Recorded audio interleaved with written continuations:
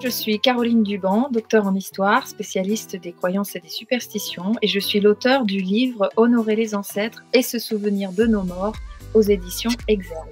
Je suis Laurence Rasson, donc je suis l'illustrateur de ce livre et j'illustre essentiellement à l'acrylique, à l'huile et au crayon. Donc ce sont des illustrations traditionnelles. Dans ce livre, vous allez découvrir de nombreuses cultures à travers une chronologie très vaste qui va vous permettre de comprendre quels sont les anciens rites liés aux funérailles, à la vie après la mort, aux différentes pensées, aux différents concepts que l'on pouvait avoir et que l'on peut avoir autour de ce thème fascinant.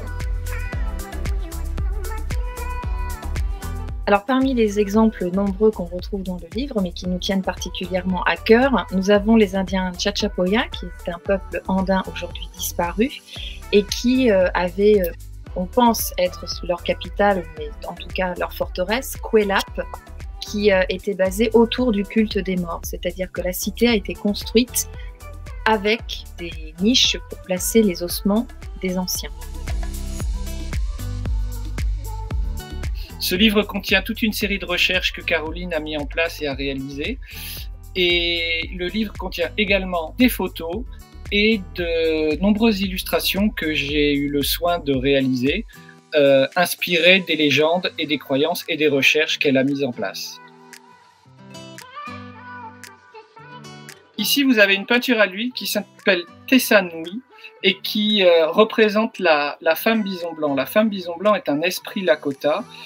Et cet esprit a amené au peuple la pipe sacrée qui a servi pour la première fois dans des funérailles.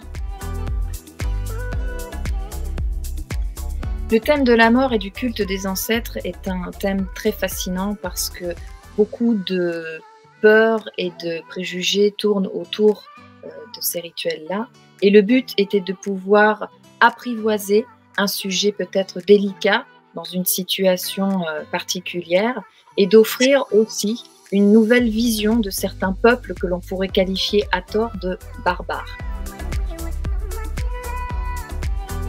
Je pense que ce livre s'adresse aux gens qui sont curieux d'en apprendre plus sur les cultes de la mort, qui se posent des questions aussi sur le passage de l'autre côté. Mais c'est pas un livre qui est là pour faire peur, mais plutôt pour expliquer comment l'être humain envisage, selon sa culture, le rapport à la mort.